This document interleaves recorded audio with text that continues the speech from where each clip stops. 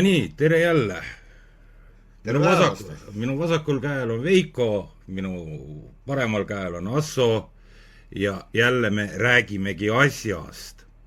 Ja millest muust meil täna rääkida on, kui 21. juulil alanud suurest võimukriisist. Ehk meenutame natukene lähiajalugu.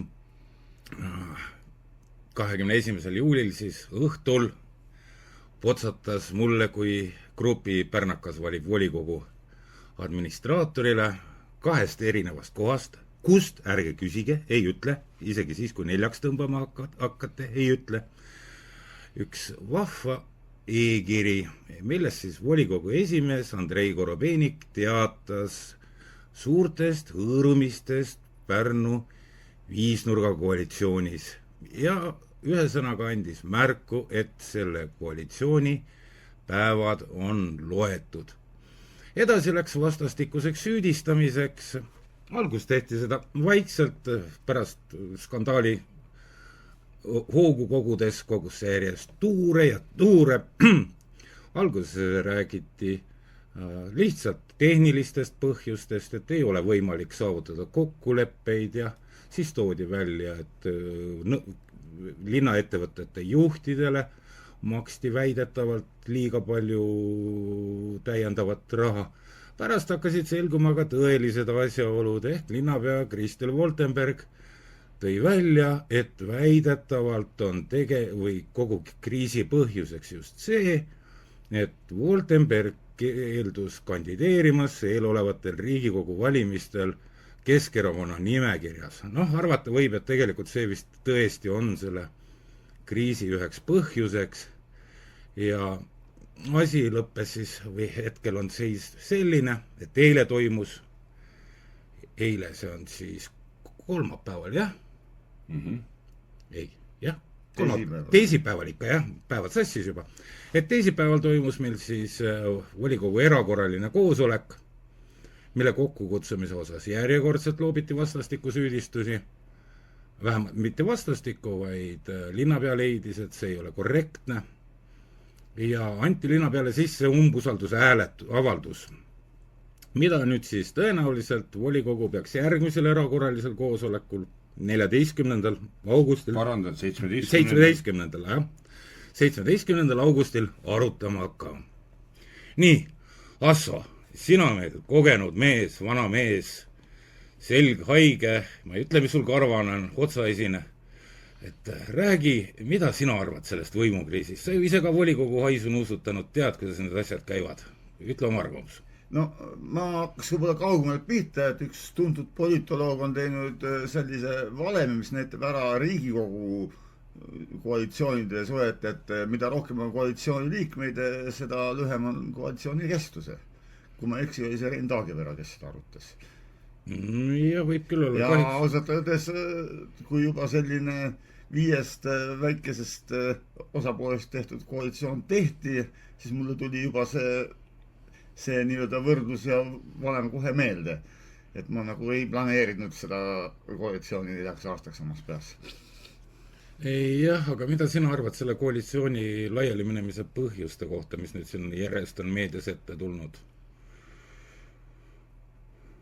Ma arvan seda, et ikkagi, et vanasõna ütleb, et 2 kõva kivi ei jahvata head jahu, aga kui need kivisid on rohkem kui 2, siis seda enam sealt ei tule tangu ka.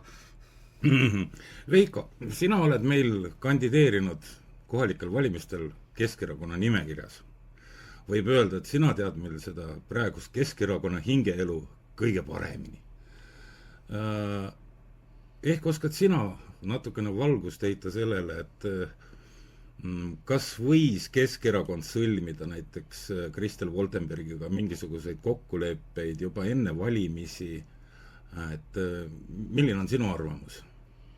No mina isiklikult arvan, et võib-olla need ikkagi kokkulepped hakkasid peale valimisi tekkima ja need kokkulepped siis võib-olla sõlmiti ajal X, aga praegusel juhul see eitamine ja no ma arvan, et selle taga on midagi rohkemat, kui täna kodanikud üldse kuulevad või teavad. no mina arvan selle kohta tegelikult niimoodi, et see ei puuduta ainult Pärnu kohalikku omavalitsust, vaid ka paljusid teisi, et parteide peakontorid püüavad kasutada neid ja nendel kahel toolil istuvaid saadikuid selleks, et tekitada omale tugevamat nimekirja järgmiseks Riigikogu valimisteks.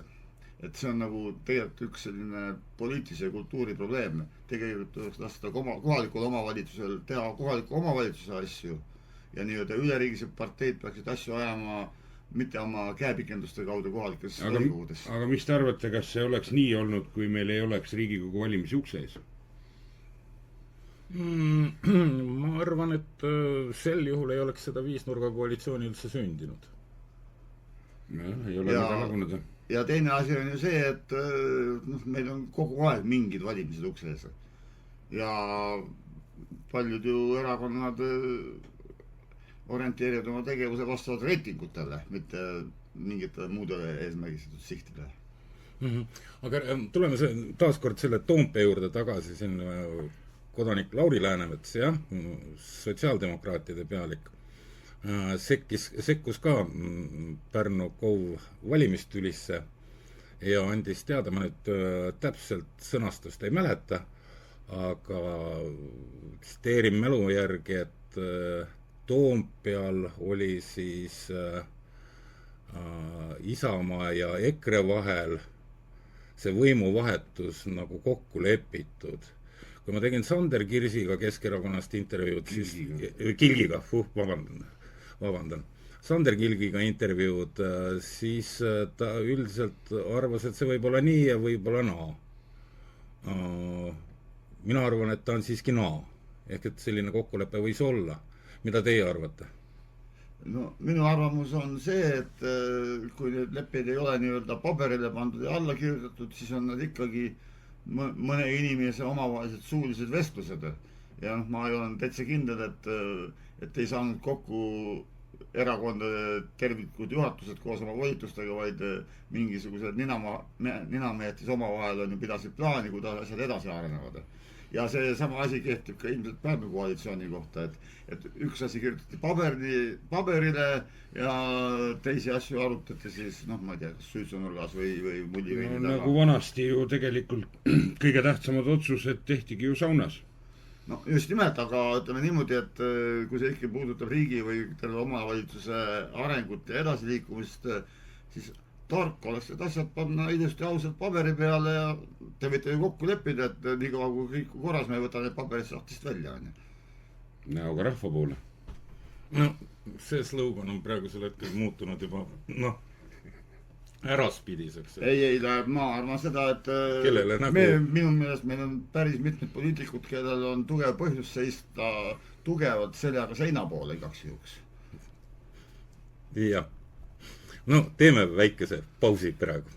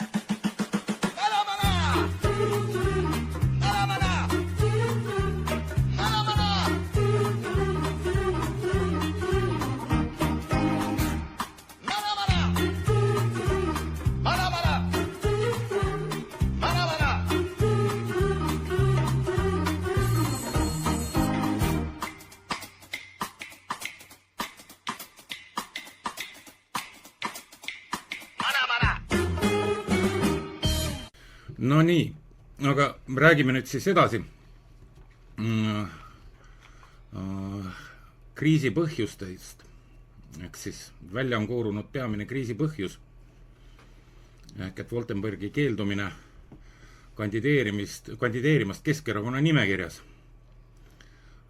Meenutagem, varem kui Keskerakond oli hea koalitsioonipartner ja kohati jäi isegi mulje, et otsuseid linnavalitsuse nimel teeb Korobeinik just nimelt sellel põhjusel, kes luges, kes ei lugenud, oli artikkel sellest Ekspressis, kui ma ei eksi, kus kodanik Korts tahtis Pärnusse kõrghoonet ehitada.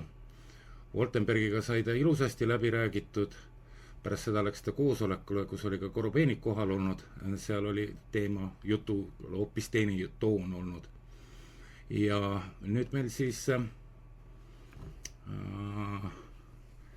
Woltenberg räägib, et tema sai ettepaneku liitumiseks Keskerakonnaga juuli alguses vist, jah. Sander Kilk oma intervjuus rääkis jaanuarist, kinnitas kindlalt, et sellest vestlesid omavahel Woltenberg ja Olav Karolin juba aprillis. Mida teie arvate? Kes hämab? Ma tõs jälle asja ikkagi üldisemalt selles mõttes, et selline näoga rahvapoolne ja korrektne poliitika ajamine oleks see siis, kui üks fraktsioon teeks ametliku fraktsiooni nimel avalduse, et mis neile ei meeldi ja kuidas neile ei meeldi. Seda ei ole kuskilt tulnud, sest sisuliselt me arutame ju praegu siin peaaegu et kuulujutt. Okei, inimesed on rääkinud ja me usume neid. Jah, need meedias avaldatud kuulujutud. Jah, aga ütleme selles mõttes, et oleks ju täiesti loomulik, et Pärnu linnavolikogu mingisuguse erakonna fraktsioon teeb avalduse, meil on sellised pretensioonid. See nagu lahendaks ju palju küsimusi ära ja õhku oleks ju kohe selge. Ei oleks mingit koridoris kirumist.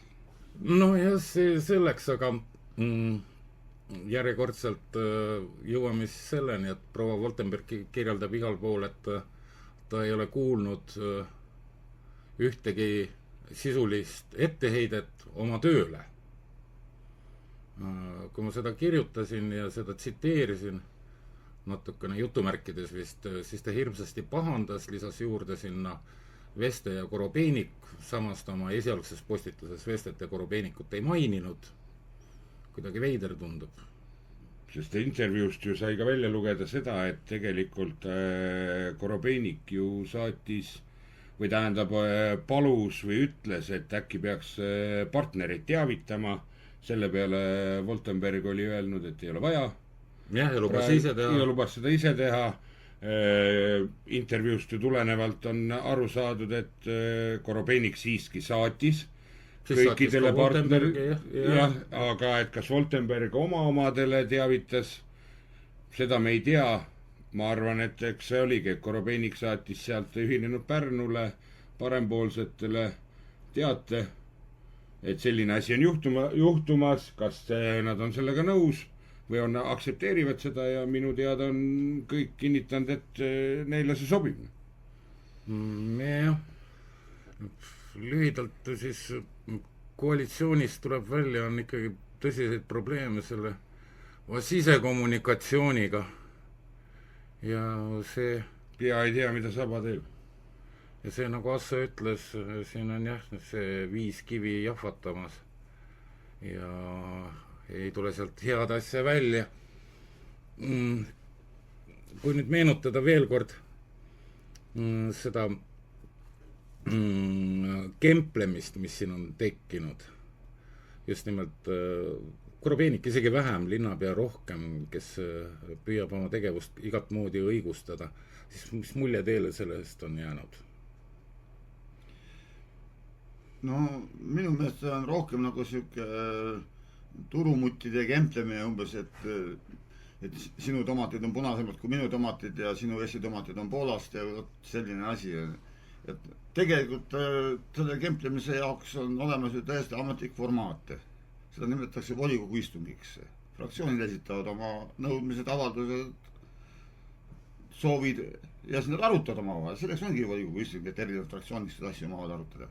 seal ei ole see, et nad peavad ainult vastu võtma mingeid volikogu otsuseid. Nad saavad ka üldiselt poliitika teemasid ja omavahelist koostööd seal täiesti rahulikult ja avalikult arutada. Igaüks oma nimega. Mina arvan, et see kõik, mis rahvas täna teab, ei ole päris must ja valge ja ei ole päris nii, nagu välja paistab, et ma arvan, et neid luukeresid on kuskil veel. Aga eks aeg näitab. No mind kõige rohkem häiribki see, et mulje jääb seda, et meile näidatakse ühte pilti ja siis kordamööda käiakse kuskil kuuli taga mingeid asju arutamas. No täpselt, et rahvas ei tea nagu tegelikult ju mitte midagi, mis toimub. Ainult see, mis siis meediasse antakse, mida keegi somes kuskil kirjutab, avaldab, et see on ainuke, mida rahvas näeb. Et mis seal tegelikult taga on, loodame, et tulevik näitab seda avatult. Nimetame selle kriisi siis Facebooki kriisiks või? Pärnu Facebooki kriis või? No näiteks, sest praegu ju kogu kemplus Facebookis käibki. Jah, seda küll. Kuna volikogu on ju puhkusel. Volikogu on tavaliselt ka puhkusel, nad ju käivad ainult üks kord kuus koos, aga nii aktiivsed postitajad pole vist jupp aega olnud, näinud kedagi seal. No tublid rahvaesindajad elavad meie saatusele kaasa. Jaa. Ja nad on sügavalt mures kõik. Mures? Mina olen ka sügavalt mures. Kas nad on meie või enda pärast mures? Mõned on oma toodi pärast mures ja mina olen selle pärast mures, et minu pärast mures ei olta. No jah. Kui linnakodaniku pärast. Ja, aga see nüüd seab omapärase sellise küsimuse, et mul endal tekkis uitmõte just selle umbusalduse sisseandmise juures. Ma arvan, et linnapea oleks, ütleme, edasise poliitilise karjääri juures sellest olukorrast võinud võtta tegelikult poliitilise trumpässa tulevikuks. Ise tagasi astuda. Jah, kui ta oleks teatanud eile, et ta astub ise tagasi. Millega pärast ta seda ei teinud? Mis põhjused selleks võivad olla? No, ma ju ei tea, mida nad seal kuuridega rääkisid. Ja, aga ega see tagasi astunud samm ilmselt ei ole ka nii-öelda kerge samm, selleks peab olema ikkagi natuke selgroogu ja kuigi ma ei kahtlusta seda, et me linnapea palgata nälga jääks. No seda kindlasti mitte. Et ta saab ikkagi mõnest volikogu liikmes ikkagi kümneid, et mitte öelda sadu kordi suuremat sissetulekut. Jah. Täna ta ei ole enam Pärnu teine mees. Ta ju teatas, et ta tänasest enam ei ole volikogu aseesimees. Aga volikogu liige on tekki. No volikogu liige on küll, jah. Jah, selles mõttes, et aga ta on suure palga pealt nüüd maas. Seal on, jah. Leina kellad, Leina seisak.